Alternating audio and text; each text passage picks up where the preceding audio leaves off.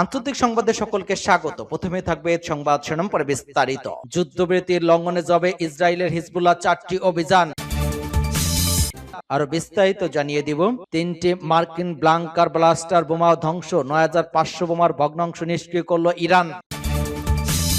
এদিকে হরমুজ খুললেও পারমাণবিক কর্মসূচি বন্ধ করবে না ইরান।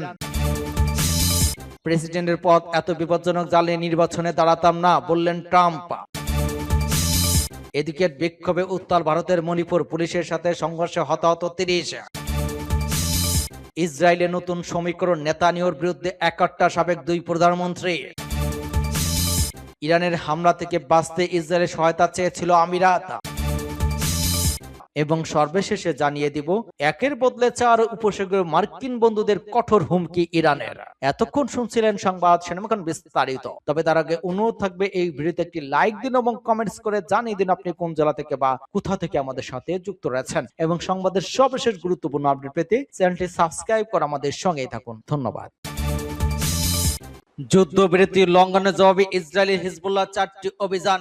প্রতিরোধ যোদ্ধাদের ওয়ার মিডিয়ার ব্রড দিয়ে ইরান নিউজ আজ জানিয়েছে, দক্ষিণ লেবাননের গ্রামগুলোতে দখলদার ইসরায়েলের আর্টিলারি হামলার জবাবে হিজবুল্লাহ যোদ্ধারা বায়দা শহরে একটি আত্মঘাতী ড্রোন দিয়ে শত্রু সেনাবাহিনীর একটি আর্টিলারি অবস্থানে হামলা চালিয়েছে।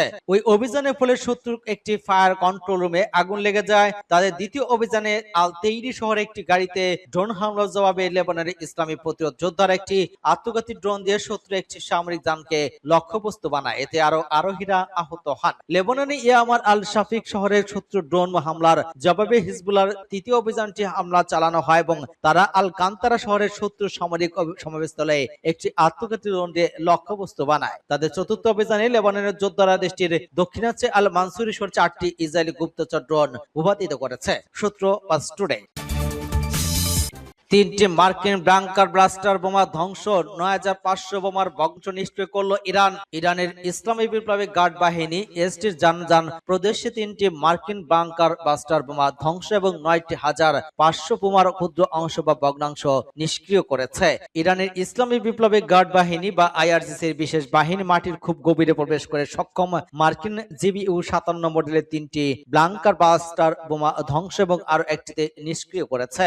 সাম্প্রতিক যুদ্ধের সময় দেশের জানজান প্রদেশে ওইসব বোমা ফেলা হয়েছিল। জিবিইউ 57 মডেলের মার্কিন বোমা বিশ্বের সবচেয়ে বড় অপারমাণবিক বোমা, যেগুলোর প্রতিটি থাকে 30,000 পাউন্ড বিস্ফোরক অস্ত্র এবং এগুলোর মাটির গভীরে থেকে বেশ শক্ত আস্তরণ বা ছাদযুক্ত স্থাপনা ধ্বংস করতে সক্ষম। এছাড়া আইআরজিসি বিশেষ টিম ৯৫০০ বেশি ক্ষুদ্র বা বোমার ভগ্নাংশ উদ্ধার করে সেগুলো নিষ্ক্রিয় করেছে এই দেশের একই প্রদেশে। শত্রুপক্ষের জঙ্গি বিমানগুলো থেকে নিক্ষেপ করা হয়েছিল ওইসব বোমা। এছাড়া তারা বেশ কিছু ক্ষেপণাস্ত্র এবং রকেট নিষ্ক্রিয় করেছে, যেগুলো নিক্ষেপ করা হয়েছিল F-15, F-16, F-35 জঙ্গি বিমান থেকে, কিন্তু সেগুলো বিস্ফোরিত হয়নি।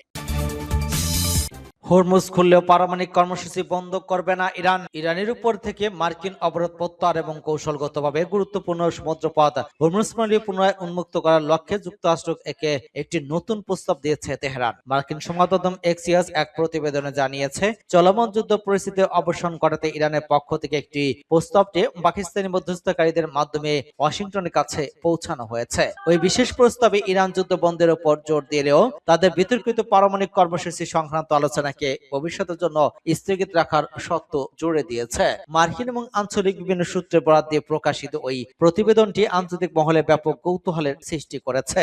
প্রতিবেদনের তথ্য অনুযায়ী ইরান চাইছে যুক্তরাষ্ট্রের আগে তাদের বন্দরগুলোর উপর থেকে নৌ অবরোধ তুলে নিক এবং হরমুজ প্রণালী দিয়ে বাণিজ্যিক জাহাজ চলাচলের স্বাভাবিক পরিবেশ ফিরিয়ে আনুক। বিনিময়ে তেহরানের ওই জলপথের উপর থেকে তাদের সামরিক কড়াকড়ি শিথিল করতে এবং যুদ্ধবিরতি যেতে সম্মত হয়েছে। তবে ওই আলোচনার মধ্যে পারমাণবিক অস্ত্র বা ইউরেনিয়াম সমৃদ্ধকরণ সম্পর্কে কোনো শর্ত এখনই অন্তর্ভুক্ত করতে রাজি নয় তারা। তেহরানের ওই কৌশলগত অবস্থান মূলত বর্তমানে সংকট থেকে সাময়িক মুক্তি পাওয়ার একটি পথ হিসেবে দেখা হচ্ছে, যাতে যুদ্ধের কারণে বিপর্যস্ত অর্থনীতিকে কিছুটা স্থিতিশীল করা সম্ভব হয়। তবে এই প্রস্তাবটি নিয়ে মার্কিন প্রশাসনের ভেতরে গভীর উদ্বেগ তৈরি হয়েছে বলে এক্সিসের প্রতিবেদনে উল্লেখ করা হয়েছে। বিশ্লেষকরা মনে করছেন, যদি ট্রাম্প প্রশাসন হরমুজ প্রণালী নিয়ে এখনই কোনো চুক্তিতে পৌঁছে এবং বন্দরগুলোর উপর থেকে কোনো অবরোধ সরিয়ে নেয়, তবে ইরানের পারমাণবিক কর্মসূচি নিয়ন্ত্রণের ক্ষেত্রে ওয়াশিংটনের হাতে আর কোনো কোনো জোরালো লিভারেজ বা দর কষাকষি হাতিয়ার থাকবে না। এর ফলে তেহরানকে তাদের সমৃদ্ধ ইউরেনিয়াম মজুদ ত্যাগ করানো কিংবা অন্তত এক দশকের জন্য ইউরেনিয়াম সমৃদ্ধ কোনো স্থগিত রাখার প্রতিশ্রুতি আদায় বা করা ট্রাম্পের জন্য প্রায় অসম্ভব হয়ে পড়বে। মূলত সামরিক চাপের সুযোগে ইরানকে একটি কঠোর পারমাণবিক চুক্তিতে বাধ্য করার যে পরিকল্পনা হোয়াইট হাউসের ছিল তা ওই প্রস্তাবের ফলে বাধাগ্রস্ত হতে পারে। প্রেসিডেন্টের পদ এত বিপজ্জনক জানলে নির্বাচনে দাঁড়াতাম না, বললেন Trump. White house correspondents association নৈশভোজের নিরাপত্তা চৌকিতে এক বন্দুকধারী গুলির শব্দটিতে প্রথমে ট্রে পড়ে, যার শব্দ বলে মনে করেছিলেন মার্কিন প্রেসিডেন্ট ডোনাল্ড ট্রাম্প। ঘটনাটি ঘটার সময় নিজের মনে কি চলছিল সেই সম্পর্কে শনিবার রাতে এটাই ছিল ট্রাম্পের প্রথম মন্তব্য। ট্রাম্প লিখেছেন, আসলে এটা আমার কাছে পুরোপুরি হতবাক করার মতো ছিল এবং সেই অনুভূতি কখনোই বদলায় না। ব্রিটিশ সংবাদমাধ্যম দ্য গার্ডিয়ানের এক প্রতিবেদন উল্লেখ করা হয়েছে, অনুমতি বদলায় না বলে তার মন্তব্যের মাধ্যমে ট্রাম্প সম্ভবত 2024 সালের নির্বাচনী প্রচারের সময় পেনিনসুলার পার্টনারের এক সমাবেশে নিজের উপর হামলা এবং ফ্লোরিডা তার গল্ফ কোর্সে ঘটে যাওয়া দ্বিতীয় ঘটনার দিকে ইঙ্গিত দিয়েছেন। ট্রাম্প বলেন, আমি একটি শব্দ শুনেছিলাম এবং ভেবেছিলাম এটা একটা ট্রে। অনেকবারই আমার কাছে মনে হয়েছে একটা ট্রে নিচে পড়েছে, কিন্তু সেখানে একটা বন্দুক ছিল এবং কিছু লোক ব্যাপারটা বেশ দ্রুত বুঝে গিয়েছিল, অন্যরা বোঝেনি। কি ঘটেছে তা দেখার জন্য আমি নজর রাখছিলাম। সম্ভবত আমার আরেকটু দ্রুত নিচে নেমে যাওয়া উচিত ছিল, যোগ করেন তিনি। এ সময় নিজের স্ত্রীর বিষয়ে ট্রাম্প বলেন, আমার মনে হয় কি ঘটছে সেই সম্পর্কে মেলানিয়া খুব ভালোভাবে অবগত ছিলেন। তিনি সঙ্গে সঙ্গে বুঝতে পেরেছিলেন। তিনি বলেছিলেন যে এটা একটা বাজে শব্দ, গুলির শব্দ। কেন ক্রমাগত গুপ্ত হত্যার লক্ষ্যবস্তু হচ্ছেন বলে মনে করেন? এমন প্রশ্নের জবাবে ট্রাম্প নিজেকে আব্রাহাম লিঙ্কনের সঙ্গে তুলনা করে বলেন, যারা সবচেয়ে বেশি প্রভাব ফেলে তাদের টার্গেট করা হয়, যারা তেমন কিছু করে না তাদের পেছনে তারা হামলাকারীরা লাগে না। প্রতিবেদন অনুসারে ঘটনাটি যখন ঘটে তখন ওয়াশিংটন ডিসি হিলটন হোটেলের বলরুমে উঁচু টেবিলে বসেছিলেন ট্রাম্প। বিক্ষোভে উত্তাল ভারতের মণিপুর, পুলিশের সাথে সংঘর্ষে আহত 30। বিক্ষোভে উত্তাল হয়ে উঠেছে ভারতের মণিপুর রাজ্য। স্থানীয় সময় শনিবার সাম্প্রতিক বিভিন্ন ঘটনায় সরকার জবাব দিয়ে তার দাবিতে রাজধানী ইস্পরের রাস্তায় নামে বাসিন্দারা। এ সময় পুলিশের সঙ্গে সংঘর্ষে অন্তত 30 জন আহত হন। স্থানীয় সময় শনিবার দুপুর 1টার দিকে ভারতের মণিপুর রাজ্যের রাজধানী ইস্পরে একটি বড় বিক্ষোভ কর্মসূচি শুরু করে coordinate committee on Manipur integrity COCOMI. মিছিলটি একযোগে 8টি আলাদা স্থান থেকে শুরু হয়। আয়োজকদের লক্ষ্য ছিল শহরের কেন্দ্র দিয়ে এগিয়ে গিয়ে মুখ্যমন্ত্রী এন বীরেন সিংহের সরকারি বাসভবনের স্মারকলিপি দেয়া। বিক্ষোভীদের মূল দাবি ছিল সাম্প্রতিক সহিংসতা, বাস্তুদের পুনর্বাসন, মাদক সন্ত্রাসবাদ অভিযোগ এবং নিরাপত্তা বাহিনীর গুলিতে নিহতের ঘটনায় বিচার বিভাগ তদন্ত।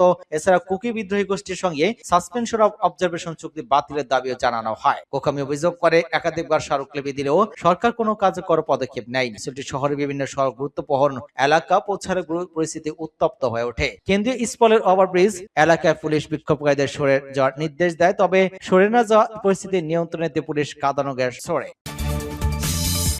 নেতানিয়াহুর বিরুদ্ধে এককাট্টা সাবেক দুই প্রধানমন্ত্রী, ইসরায়েলের নতুন সমীকরণ। চলতি বছরের শেষের দিকে অনুষ্ঠিতব্য নির্বাচনকে সামনে রেখে বেনিয়ামিন নেতানিয়াহুর জোট সরকারকে ক্ষমতাচ্যুত করার লক্ষ্যে একজোট হওয়ার ঘোষণা দিয়েছেন ইসরায়েলের প্রভাবশালী বিরোধী নেতারা। স্থানীয় সময় রোববার ইসরায়েলের সাবেক দুই প্রধানমন্ত্রী ডানপন্থী নাফতালি বেনেট এবং মধ্যপন্থী ইয়ার লাপিদ এক বিবৃতিতে ইয়েশ আতিক পার্টি এবং বেনেট 2026 পার্টিকে একীভূত করার ঘোষণা দিয়েছেন। বিবৃতিতে বলা হয়, তাদের ওই জোটের লক্ষ্য হল একটি বিভক্ত বিরোধী দলকে ঐক্যবদ্ধ করা। নাফতালি বেনেটের কার্যালয় জানিয়েছে নতুন দলটির নাম হবে টুগেদার এবং তিনিই এই দলটির নেতা হবেন। টেলিভিশনে প্রচারিত এক বিবৃতিতে বেনেট বলেছেন, আমি আনন্দের সঙ্গে ঘোষণা করছি যে আজ রাতে আমার বন্ধু ইয়ার লাপিদের সঙ্গে আমি আমাদের দেশের জন্য পর্যন্ত নেয়া সবচেয়ে জয়ানবাদী দেশপ্রেমিক পদক্ষেপ গ্রহণ করছি। এদিকে টেলিভিশন প্রচারিত বিবৃতিতে লাপিদ বলেছেন, বেনেট একজন ডানপন্থী রাজনীতিবিদ কিন্তু সৎ এবং আমাদের মধ্যে আস্থা রয়েছে। লাপিদ আরো বলেছেন, ওই পদক্ষেপের উদ্দেশ্য হলো জোটকে ঐক্যবদ্ধ করা, অভ্যন্তরীণ বিভাজনকে অবসান ঘটনা এবং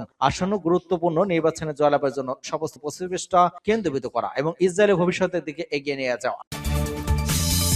ইরানের হামলা থেকে বাঁচতে ইসরায়েলের সহায়তা চেয়েছিল আমিরাত। ইরানের ব্যাপক ক্ষেপণাস্ত্র এবং ড্রোন হামলার মুখে পড়লে সংযুক্ত আরব আমিরাতের সহায়তার জন্য মিত্রদের দ্বারস্থ হয়েছিল। সেই সংকটময় মুহূর্তে ইসরায়েলের দ্রুত সাড়া দিয়ে তাদের বহুল পরিচিত আয়রন ডোম আকাশ প্রতিরক্ষা ব্যবস্থা আমিরাতে পাঠিয়েছিল। আয়রন ডোম পরিচালনার জন্য ইসরায়েল সেনা মোতায়েন করেছিল। প্রতিবেদন অনুযায়ী যুক্তরাষ্ট্র এবং ইসরায়েলের সঙ্গে চলমান যুদ্ধে ইরান আমিরাতের অবকাঠামো লক্ষ্য করে ধারাবাহিক হামলা চালিয়েছিল। আবু ধাবির প্রতিরক্ষা মন্ত্রণালয় জানায়, ইরান মোট 550টি ব্যালিস্টিক ক্রুজ ক্ষেপণাস্ত্র এবং 2000 2200টি ড্রোন নিক্ষেপ করে। যদিও অধিকাংশ হামলা প্রতিহত করা হয়েছিল, তবুও কিছু ক্ষেপণাস্ত্র এবং ড্রোন বেসামরিক সামরিক স্থাপনা আঘাত করেছিল। পরিস্থিতি গভীর উদ্বেগের কারণ হয়ে উঠলে আমিরাতের নেতৃত্ব মিত্রদের কাছ থেকে দ্রুত সহায়তা চায়। এই প্রেক্ষাপটে আমিরাতের প্রেসিডেন্ট মোহাম্মদ বিন জায়েদ ইসরায়েলের প্রধানমন্ত্রী বেনিয়ামিন নেতানিয়াহুর সঙ্গে ফোনে কথা বলেছিলেন। এরপর নেতানিয়াহু ইসরায়েলি প্রতিরক্ষা বাহিনীকে একটি আয়রন ডোম ব্যাটারি এবং প্রয়োজনীয় ইন্টারসেপ্টর সহ একদল সেনা পাঠানোর নির্দেশ দিয়েছিল। একের পর 4 উপসাগরে মার্কিন বন্দীদের কঠোর হুমকি ইরানের। এবার মধ্যপ্রাচ্যের উপসাগরে মার্কিন মিত্র দেশগুলোর একের পর 4 হামলা কঠোর হুমকি দিল ইরান। দেশটি বলেছে যুক্তরাষ্ট্র যদি একটি হামলা করে 4 গুণ হয়ে ফিরবে সেই জবাব। আমেরিকার সমর্থনকারী উপসাগরীয় দেশগুলোর সরাসরি ওই হুমকি দিয়েছে তেহরান। ইরানের ভাইস প্রেসিডেন্ট ইসমাইল সাগাব ইস্পাহানি উপসাগরীয় দেশগুলোর সতর্ক করে এক্স হ্যান্ডেলে লেখেন, যদি আমাদের কোনো তৈল শোধনাগার কিংবা কোনো সরকারি কিংবা প্রতিরক্ষা সংক্রান্ত অবকাঠামো হামলা চালানো হয়, কথা দিচ্ছি সেই একই পরিকাঠামো 4 গুণ হামলা হবে হামলাকারীদের সমর্থনকারীদের উপসাগরীয় দেশগুলোতে। ভাইস প্রেসিডেন্ট আরো বলেছেন, আমাদের অঙ্কটা একটু আলাদা। আমাদের একটি তেল শোধনাগারে হামলা হলে আমরা 4টি তেল শোধনাগারে হামলা চালাবো। প্রসঙ্গত, মার্কিন প্রেসিডেন্ট ডোনাল্ড ট্রাম্পের হুঁশিয়ারি কয়েক ঘন্টার মধ্যেই পাল্টো ওই হুমকি দেয় ইরান। রবিবার ট্রাম্প হুঁশিয়ারি দিয়ে বলেছিলেন, যুদ্ধ বিরতির সময়সীমার মধ্যে সমঝোতা রাস্তায় না আসে ইরান, তাহলে ওদের তেলের সমস্ত পাইপলাইন উড়িয়ে দেওয়া হবে। ফক্স নিউজকে দেওয়া সাক্ষাৎকারে ট্রাম্প জানান, যতক্ষণ না ইরান সমঝোতা রাস্তায় আছে মার্কিন বাহিনী ওই জলপথ অবরুদ্ধ করে রাখবে। পাশাপাশি তিনি এটাও বলেন, ইরান যদি তেল রপ্তানি করতে না পারে এমনিতে ওদের পাইপলাইন অকেজো হয়ে যাবে, আর যদি অকেজো না হয় তাহলে সেগুলো উড়িয়ে দেব আমরা। ঘটনাচক্রে সোমবার রাশিয়ার সেন্ট পিটার্সবার্গ পৌঁছেছেন ইরানের পররাষ্ট্রমন্ত্রী আব্বাস আরগোসি। তিনি রুশ প্রেসিডেন্ট ভ্লাদিমির পুতিনের সঙ্গে দেখা করতে পারেন বলে ইরানের সংবাদপত্রগুলোর দাবি। আমেরিকার সঙ্গে ইরানের দ্বিতীয় বৈঠকের কথা বলে চলছে, মধ্যস্থতা করছে পাকিস্তান, কিন্তু সেই প্রচেষ্টা ইসলামাবাদ কতটা সফল হবে তা এখনো সংশয় রয়েছে। সূত্র গালফ নিউজ।